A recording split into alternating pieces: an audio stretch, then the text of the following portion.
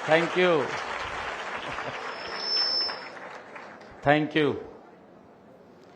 आप सबको बधाई है। आपके माध्यम से हरियाणा प्रदेश के अलग अलग सेंटर से हमारे लाखों की संख्या में जुड़े हुए सभी बच्चों को भी मैं बहुत बहुत बधाई देता हूं, शुभकामनाएं देता हूं। आज मेरा ये परम सौभाग्य है कि आज हरियाणा प्रदेश के यूथ के साथ जुड़ करके उनसे संवाद करने का मुझे अवसर मिला है, मुझे मौका मिला है। और मेरे लिए और गर्व की बात है कि ये सोनीपत की भूमि, ये ऐतिहासिक भूमि है। इस इतिहास के बारे में हम सब जानते भी हैं। हम सबको मालूम है जब भगवान श्री कृष्ण दुर्योधन के पास, आचार्य द्रोण के पास गए और उन्होंने कहा कि आप समझौता कर लीजिए, ये 5 गांव दे दीजिए। उन 5 गांव के अंदर हमारा ये सोनीपत, ये स्वर्ण प्रस्थ के नाम से गांव जाना जाता था, जो आज हमारा ये सोनीपत है। और इससे मुझे युवाओं से, यूथ से आज पूरे प्रदेश के अंदर आज संवाद करने का मुझे मौका मिल रहा है। मैं आप सबको और सभी युवा शक्ति को मैं बहुत बहुत बधाई और शुभकामनाएं देता हूं। आज इस अवसर पर इस संवाद के कार्यक्रम में हमारे बीच में हमारे प्रदेश की माननीय अध्यक्षा डॉक्टर अर्चना गुप्ता जी, हमारे सोनीपत के विधायक निखिल मदान जी, हरियाणा सरकार में हमारे चेयरमैन, पूर्व में अध्यक्ष भारतीय जनता पार्टी मोहनलाल कौशिक जी, हमारे सोनीपत के मेयर राजीव जैन जी, हमारे भारतीय जनता पार्टी के नेता देवेंद्र कौशिक जी, जिला के हमारे गोहाना के अध्यक्ष विजेंद्र मलिक जी, हमारे सोनीपत के जिला के अध्यक्ष अशोक भारद्वाज जी, और विशेष तौर से मैं धन्यवाद करना चाहूँगा ICS कोचिंग सेंटर के संस्थापक, जिन्होंने आज हजारों लाखों की संख्या में आज हरियाणा प्रदेश के हमारे यूथ के साथ आज रूबरू कराने का जो ये संवाद आज यहाँ किया है, मैं इसके लिए परमिल कुमार जी को बहुत बहुत बधाई और शुभकामनाएं देता हूँ। परमिल जी ने जब वो बोल रहे थे तो उस समय उन्होंने आपके हित की कुछ बातें भी कही हैं और उन्होंने कहा कि इनके ऊपर जरूर कार्य करना चाहिए। हमने भी उन बातों को नोट किया है। मुझे खुशी है कि आज इस सोनीपत की ऐतिहासिक भूमि पर आप सभी जो ऊर्जावान, हमारे प्रतिभाशाली और सपनों से भरे हुए हमारे सभी युवा साथियों के बीच में मुझे आने का ये अवसर मिला है। मैं इस मंच से आप सबके चेहरे को देख रहा हूं। इसका जिक्र हमारे परमिल जी ने भी किया कि आप लोग देख रहे हैं सभी यूथ को और सभी यूथ आपकी तरफ देख रहा है। ये बात परमिल जी ने भी कही है। मैं जब आपकी तरफ देखता हूं तो मुझे उज्जवल भारत के भविष्य आप में दिखाई देता है साथियों, जब मैं आपकी तरफ देख रहा हूं। मुझे आप में वो सपने दिखाई देते हैं जो किसी मां ने अपने बेटे के लिए देखे हैं। मुझे वो सपने दिखाई देते हैं, वो उम्मीद दिखाई देती है जो किसी पिता ने अपनी बेटी के हाथ में किताब देते हुए देखे हैं। वो मैं आपके चेहरों पर वो भविष्य देख रहा हूं। युवा साथियों, आज पूरी दुनिया भारत को केवल एक बाजार के रूप में नहीं देख रही है, बल्कि युवा साथियों एक बड़ी संभावना के रूप में देख रही है। आज दुनिया का दृष्टिकोण भारत के लिए बदला है।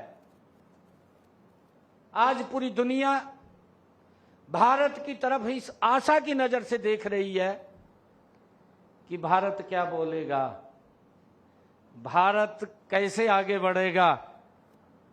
और साथियों, यही कारण है कि आज विश्व भारत को डेमोग्राफी डिविडेड का केंद्र मानने लगा है। यह हम सब के लिए बड़े गर्व की बात है।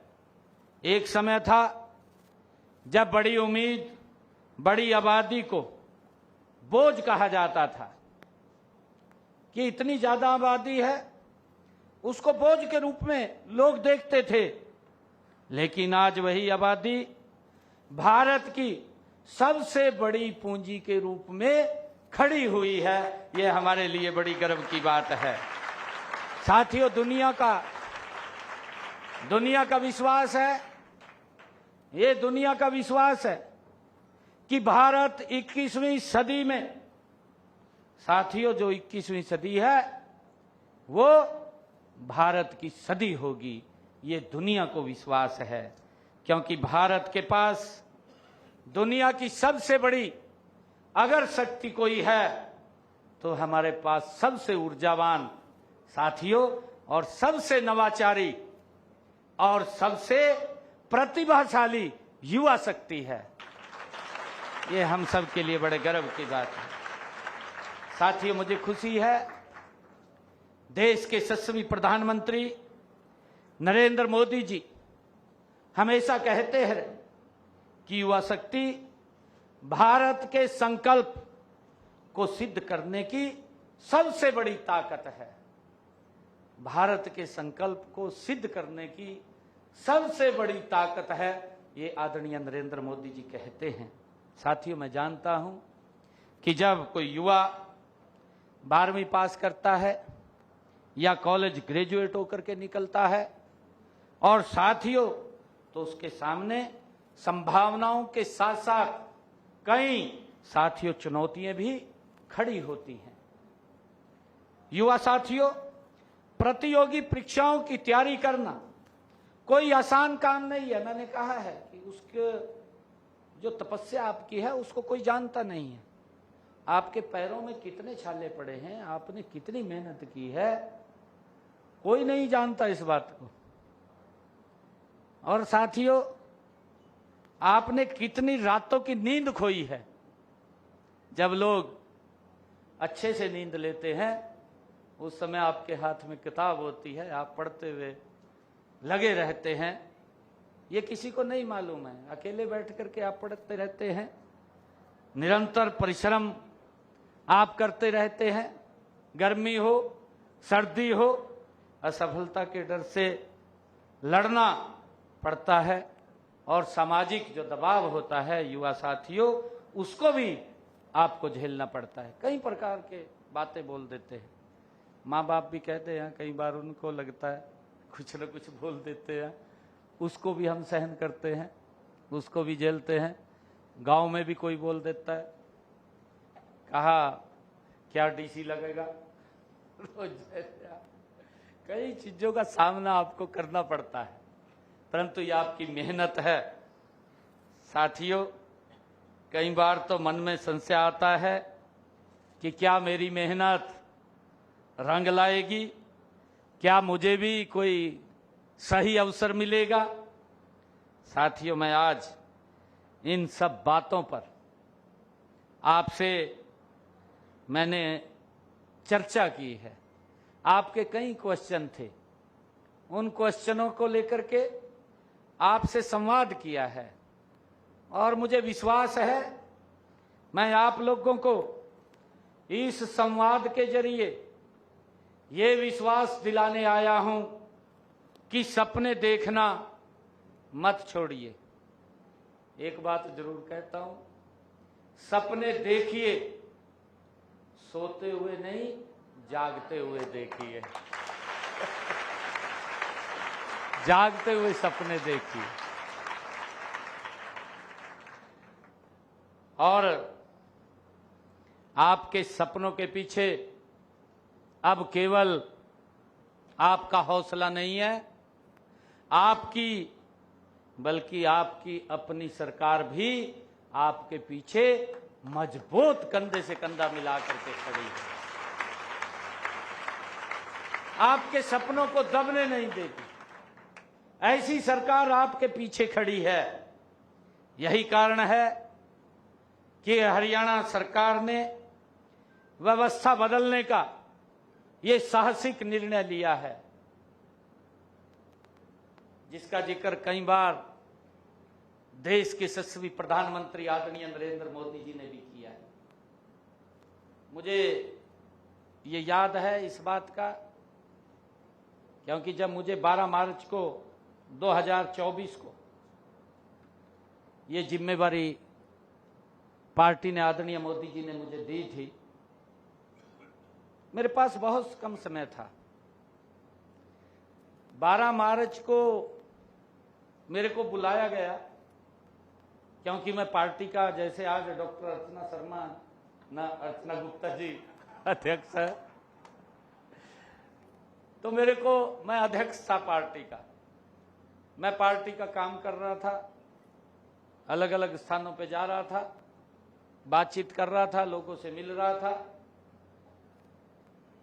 तो मेरे को एक दिन कहा गया कि बैठक है विधायक दल की, आपने उसमें रहना है। मेरे पास मैसेज आया तो मैंने सोचा भी गठबंधन में सरकार चल रही है, कोई कारण होगा, मेरे को बुलाया गया है। तो मैं वहां पर गया विधायक दल की बैठक में। वहां गया तो मुझे विधायक दल का नेता चुन लिया गया। मैंने कहा मखा जी मैं ठीक काम कर रहा, मैं कोई गलत काम तो नहीं कर रहा, मैं तो मखा ठीक काम कर रहा हूं, क्योंकि अध्यक्ष के नाते जिम्मेवारी दे रखी है और मैं ठीक काम कर रहा हूं। तो मुझे कहने लगे कि पार्टी ने ऐसा आदेश किया है। मुझे खुशी है आप लोगों के बीच में बताते हुए, क्योंकि हम सब साधारण परिवार के बालक हैं। मेरे परिवार से कोई पंचायत मेंबर भी नहीं लड़ा। ये नरेंद्र मोदी जी भारतीय जनता पार्टी की नीति है कि प्रदेश के मुखिया के रूप में एक सेवक के रूप में बैठाने का काम वो किया है। तो बहुत बड़ी बात है। नहीं तो सारी जिंदगी इसी पीछे लड़े रहा। कहा जी मेरा बेटा बढ़ागा, कहा और नहीं कोई बढ़ सकता, बेटा बढ़ागा, यह लड़ाई रहा। अरे ये बड़ी दुर्भाग्यपूर्ण थी। देश को गर्त में धकेलने का काम किया है इस सोच ने। मैं सभी युवा साथियों से, आज प्रदेश के अलग अलग क्षेत्र से युवा जुड़ रहे हैं, मैं सभी का दिल से आभार भी व्यक्त करता हूं, दिल से धन्यवाद भी करता हूं। परंतु साथियों, युवा साथियों, मैं कहना चाहता हूं, आज देश उस दोराहे पर खड़ा है। आज दो विचारधाराओं के अंदर देश चल रहा है, दो विचारधाराओं में। एक विचारधारा नरेंद्र मोदी जी की है, जिनकी सोच है मेरा भारत ये दुनिया का नंबर 1 का देश बने। इस विचार को लेकर के नरेंद्र मोदी जी काम कर रहे हैं। दूसरा विचार आपके सामने है, समय समय के ऊपर आप देखते भी हैं, अच्छा काम भी करें उसका भी विरोध करना। भाई इतने काम हो गए यहां 12 साल के अंदर, जिसकी चर्चा लोग कर रहे हैं, कुछ ना कुछ तो नजर आ रहा होगा भी भाई अच्छा काम कराया। अटल बिहारी वाजपेयी जी ने, जब इंदिरा गांधी ने अच्छा काम किया तो विपक्ष में होते उसकी प्रशंसा भी की, और जब कोई गलत काम किया डट करके जनता के बीच में जाकर के उसका विरोध भी किया। यह विपक्षी दल का दायित्व है। विपक्षी दल का यह दायित्व नहीं है झूठ फैलाना, गुमराह करना, झूठ बोल करके अपनी राजनीतिक दुकानदारी चलाना। ये गलत, इसको हम नहीं मानते हैं, ये नहीं होना चाहिए। हाँ गलत है कोई, हमें भी मालूम होता है, परंतु हमें बताना चाहिए कि ये गलत है, पता लगे, उसको विड्रॉ करेंगे, तुरंत करेंगे। सरकार है ना, अगर कोई काम करेगी, काम कर रहे हैं तो उसको वापस भी कर सकते हैं। उसको हमने तो जन के हित में काम करना है, हमने युवाओं के हित में काम करना है। मैं आपको बताना चाहता हूं कि अभी आईसीएस सेंटर्स के अंदर आप लोग इतनी भारी संख्या के अंदर कोचिंग ले रहे हैं।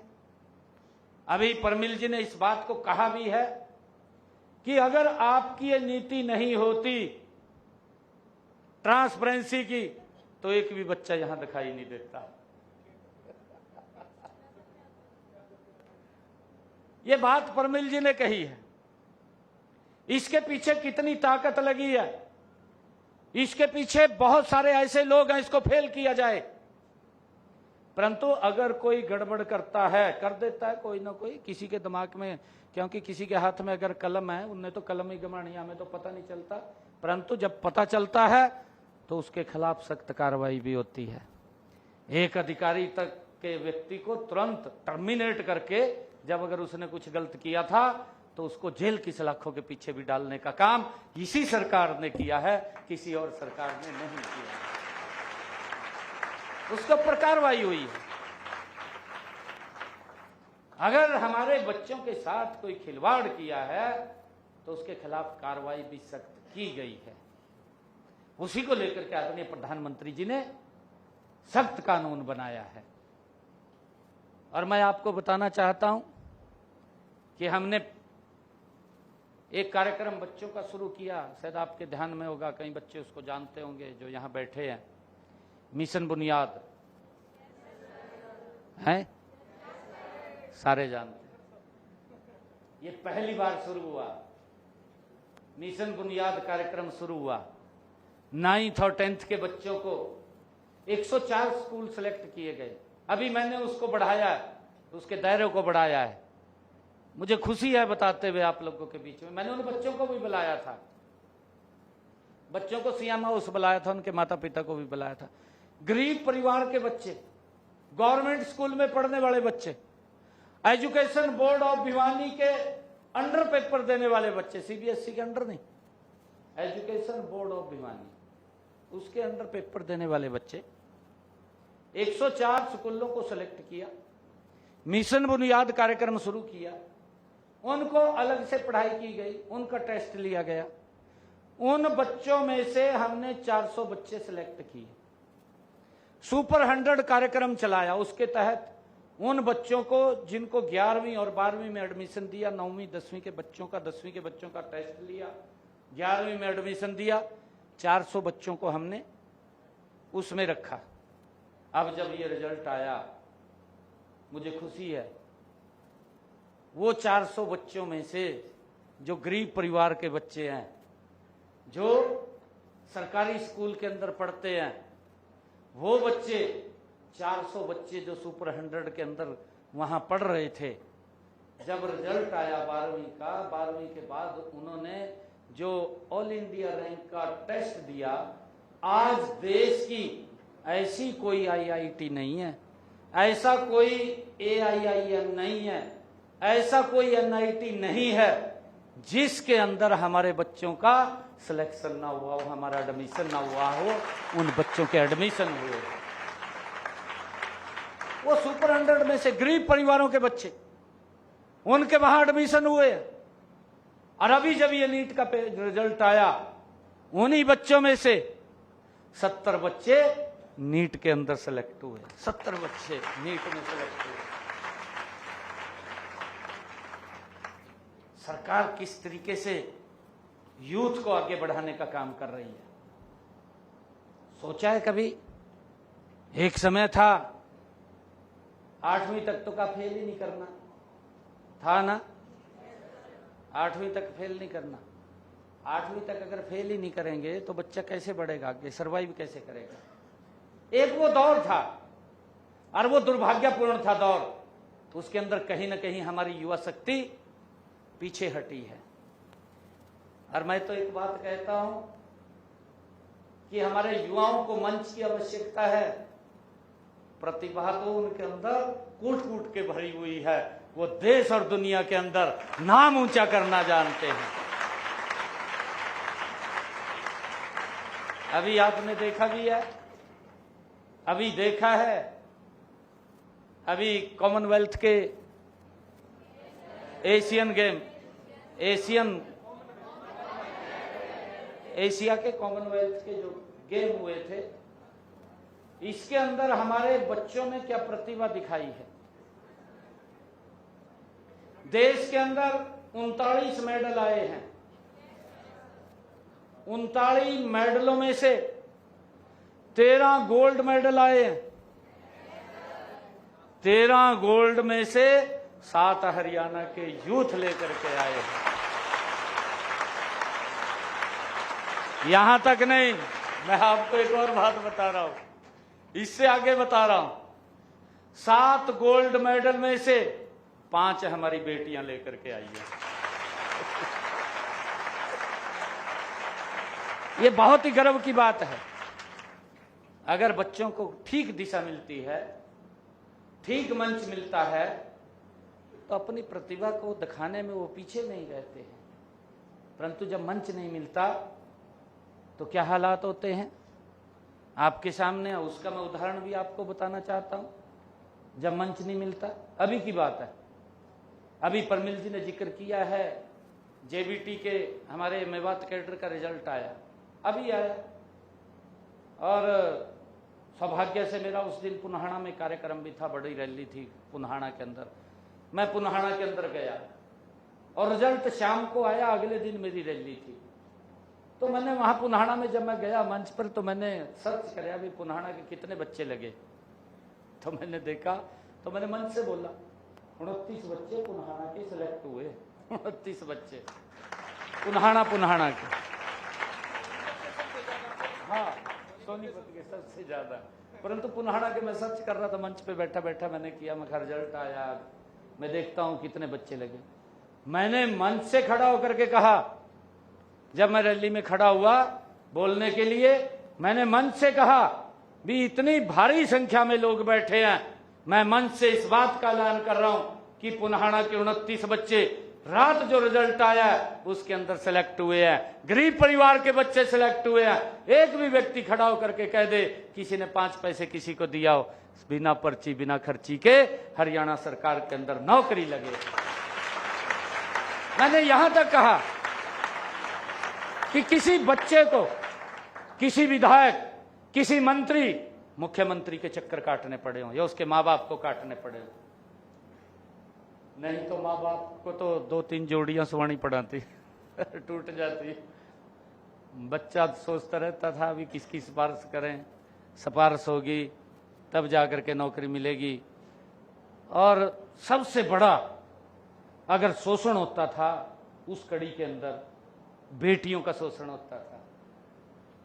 बेटियों का सबसे ज्यादा शोषण होता था। शोषण इसलिए बेटियों को होता था क्योंकि परिवार सोचता था कि बेटा नौकरी लग जाएगा, बेटी तो दूसरे घर जाएगी। सबसे ज्यादा शोषण अगर होता था, बेटी के बारे में तो कोई सोचता नहीं था, कहा ये तो दूसरे घर जाएगी, बेटा घर को चलाएगा, उसके लिए प्रयास करते थे। कितना बड़ा शोषण होता था, कल्पना कीजिए आप सोचिए क्या होता था। और ये लोग, ये किस प्रकार का एजिटेशन, भाई अगर किसी ने गलती की है उसके खिलाफ कार्रवाई भी होगी, ऐसा नहीं है हम बख्शेंगे थोड़ी किसी को। हमारी नीति है, हमारी जो नियत है उसके ऊपर कोई क्वेश्चन मार्क नहीं कर सकता। और उसी के कारण से मुझे बड़ा पीड़ा भी हुई, हमारे यूथ को भी पीड़ा हुई। परमिल जी ने जो कहा कि हम लाडवा के अंदर गए थे, परमिल जी पूरे यूथ के साथ वहां आए थे। मैं जिस दिन नॉमिनेशन फाइल करने के लिए गया, क्योंकि झूठ फैलाने के अंदर तो लोग माहिर होते हैं, मैं सारा दिन पूरे प्रदेश के अंदर घूमता था क्योंकि जिम्मेवारी मेरी थी। हर प्रत्याशी सोचता था कि मुख्यमंत्री मेरे चुनाव क्षेत्र में आ जाएं, यहां प्रचार कर जाएं। मैं सुबह 9 बजे निकलता था और शाम को 7-8 बजे मैं हल्के में आता था डेली। तो सुबह सुबह मैं 5 बजे उठता था, 5 से लेकर के 8 बजे तक मैं गांव के कार्यक्रम करता था और फिर वापसी में 7-8 बजे आता था। फिर रात को 9 बजे से लेकर के रात के 12, 1, 2 बजे तक मैं गांव में घूमता रहता था। एक दिन मैं एक गांव में गया, परमिल जी, रात को 11 बजे पहुंचा, तो मेरे को हमारे कार्यकर्ता ले गया अलग, कहा जी यहाँ तो बड़ा दुष्प्रचार हो रहा। मैंने कहा क्या हो रहा बताओ? कहा जी यहाँ तो लोग यूँ कह रहे हैं, कहा इनने तो मुख्यमंत्री बनना नहीं है, कहा मुख्यमंत्री तो कांग्रेस का बन रहा, वचनरी का, कहीं वोट देकर क्या करेंगे, कहा। मैंने कहा ये तो और दुष्प्रचार कर दिया। दुष्प्रचार की बात कर रहा हूं, किस प्रकार का दुष्प्रचार करते हैं। कहा जी इसने तो मुख्यमंत्री नहीं बनना, वोट देकर क्या करेंगे, कहा वोट भी खराब होगी। परंतु मैं धन्यवाद करता हूं लाडवा के लोगों का, मेरे पास चाहे समय का अभाव था, परंतु उन्होंने एक एक वोट मुझे दे करके वहां से विधायक बनाने का काम किया। और हरियाणा प्रदेश के लोगों का मैं दिल से आभार व्यक्त करता हूं कि उन्होंने हरियाणा के अंदर तीसरी बार सरकार बनाने का, मेरे पास यूथ इकट्ठा होके आया, मेरे पास यूथ इकट्ठा होके आया लगभग 2000 के करीब में मुख्यमंत्री आवास पे 2000 युवा था बड़ी संख्या के अंदर। मेरे को कहने लगे यूथ आकर के, मुख्यमंत्री जी हम तो आपको एक बात से मिलने के लिए आए। मैं कहा बताओ क्या बात है। मैंने उनकी बात को सुना, मैं कहा बताओ। वो कहने लगे जी आप कहा रिजल्ट जारी कर दो, अब ऐसी चल रही है, अभी कांग्रेस की सरकार आ गई। तो मैंने कहा मैं कहा भाई देख, हमारे विपक्षी दल चीफ इलेक्शन कमीशन पर गए, चीफ इलेक्शन कमीशन को उसने कह दिया भी मुख्यमंत्री को, हरियाणा सरकार को रोको भी और रिजल्ट जारी ना करे, कोड ऑफ कंडक्ट लग गया। तो मैंने कहा मैं उसने मेरे को एक लेटर डाल दिया, मेरे पर लेटर आया उसका, मैंने देखा है उसको। मैं रिजल्ट तो नहीं निकाल सकता, परंतु एक बात आप लोगों को मैं कह रहा हूं, मैं एक सेंटर में भी जाकर के कह के आया था, शायद भिवानी में गया था मैं। उस सेंटर में बच्चों, काफी संख्या में बच्चे थे, उनके बीच में मैंने बात किया था। तो मैंने उन युवाओं से कहा, मैं कहा देखिए मैं आपको एक विश्वास दिलाता हूं, 8 तारीख के बाद जब रिजल्ट आएगा, रिजल्ट के बाद मैं सप्ताहवाद में लूंगा, परंतु पहले आपको ज्वाइनिंग लेटर दूंगा। ये बात मैंने उनको कही। मैं कहा आप जाइए काम करिए, मेरे ऊपर विश्वास करिए, रिजल्ट नहीं निकालूंगा मैं, क्योंकि अगर रिजल्ट को निकालूंगा तो संविधान के खिलाफ है, मेरे खिलाफ कार्रवाई हो जाएगी। तो वो चले गए। इलेक्शन के दौरान क्या क्या बातें हुई, आपके यहीं पर हुई, सोनीपत के अंदर एक विधानसभा में भी हुई, हर क्षेत्र के अंदर हुई अलग अलग। इस नाम के ऊपर वोट मांगे गए कि हमें 50 वोट दें, एक नौकरी देंगे। यहां तक कहा गया मेरे हिस्से में जितनी नौकरी आएगी उतनी नौकरी मैं आप लोगों को दूंगा। क्या क्या बातें नहीं बोली गई, हमें भी चिंता होगी। मगर ये तो सिस्टम फिर वही चला गया जो पहले वाला था। परंतु प्रदेश के लोगों का जो आशीर्वाद था, उस आशीर्वाद के बाद जब सरकार बनी, शब्द बाद में लिया, पहले 25,000 युवाओं को साथियों ज्वाइनिंग लेटर देने का काम हमारी सरकार ने किया। ये पहली बार हुआ। देश के प्रधानमंत्री मोदी जी ने लोकसभा के अंदर चर्चा करी, और अभी भी प्रधानमंत्री जी ने जींद की रैली में कहा यह साधारण काम नहीं है, ये बहुत बड़ा ऐसा काम है, जितनी ताकत आपको लगानी पड़ती है, सरकार को भी उतनी ताकत लगानी पड़ती है। मैं आपको बताना चाहता हूं, मैं अभी बता रहा था कि जब ये रिजल्ट आया हमारा मेवात कैडर का, उसी वक्त पंजाब का भी एक रिजल्ट आया, एक्साइज इंस्पेक्टर का। किस किस को मालूम है? मालूम है? आपको मालूम नहीं है, मैं बताना चाहता हूं, जानकारी रहनी चाहिए भी हमारे स्टेट में, जहां ये लोग बोलते हैं इनके दो चेहरे हैं। मैंने कहा है कि दो विचारधाराएं चल रही हैं देश के अंदर, निर्णय हमने करना है कौन से विचार के ऊपर चलना है। पंजाब का रिजल्ट आया, हमारा रिजल्ट आया हरियाणा का। हमारे युवा, मैं मंच के ऊपर खड़ा होकर के एक बात बोल रहा हूं, मैंने अभी आप लोगों को कहा कि जब मैं पुनाहाना के अंदर रैली में खड़ा हुआ, मैंने सर्च किया बीन पुनहाड़ा के कितने बच्चे लगे, तो उसके अंदर 29 बच्चे लगे। मंच से पूछा गया, किसी ने कोई 5 पैसा लगाओ, कोई किसी के दरबार में गया हो, मुझे बताएं। कोई किसी के दरबार में नहीं गया, किसी का कोई 5 पैसा नहीं लगा, बिना पर्ची बिना खर्ची के। बस साथियों, हमारा युवा सेलेक्ट हुआ, ये बात मैं मंच से कह रहा हूं। दूसरी तरफ रिजल्ट आता है साथियों, जब एक्साइज इंस्पेक्टर का रिजल्ट आता है तो उसमें बच्चे कौन पास होते हैं, आप कल्पना कीजिए। उसमें बच्चे वो पास होते हैं जिसने अपने नाम के लिखा स्टेट बैंक ऑफ इंडिया, वो बच्चा एक्साइज इंस्पेक्टर लग गया। जो लोग जंतर मंतर के ऊपर खड़े होकर के साथियों युवाओं के बीच में अपनी राजनीति चमकाने का काम कर रहे थे, उनकी स्टेट के अंदर ना कोई राहुल गांधी बोला, ना कांग्रेस का कोई नेता बोला, ना जो इंडी गठबंधन के लोग हैं वो बोले, एक भी नहीं बोला। वो बच्चे पास हो गए जिसने अपने नाम के ऊपर लिखा स्टेट बैंक ऑफ इंडिया, वो बच्चा एक्साइज इंस्पेक्टर लग गया। जिस बच्चे ने अपने नाम पे लिखा DPIS, वो बच्चा एक्साइज इंस्पेक्टर लग गया।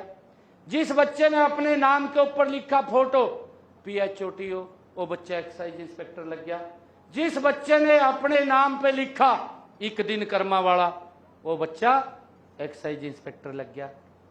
यहां तक नहीं, इससे भी आगे बढ़ करके वो बच्चे एक्साइज इंस्पेक्टर लग गए जिन्होंने 2 फार्म भरे, 2 सेंटर अलॉट हुए, एक समय में पेपर हुआ, दोनों जगह एक्साइज इंस्पेक्टर लग गए, दोनों जगह एक्साइज इंस्पेक्टर लग गए। यह विचार करने की बात है, ये कौन सी दिशा देने का काम कर रहे हैं। कांग्रेस नहीं बोली, आम आदमी नहीं बोला, आम आदमी की सरकार है। हाई कोर्ट के अंदर बच्चे चले गए, हाई कोर्ट ने उसको स्टे कर दिया, उसके ऊपर कार्रवाई चल रही है हाई कोर्ट के अंदर। युवाओं के साथ कितना बड़ा शोषण ये लोग करते हैं, इनका चेहरा वही है।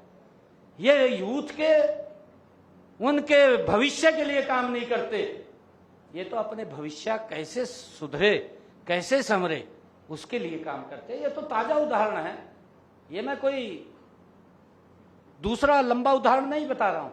2 रिजल्ट आते हैं, एक हरियाणा का आता है, एक पंजाब का आता है। एक भी व्यक्ति की कोई बात आपने सुनी हो युवाओं के साथ शोषण हो गया।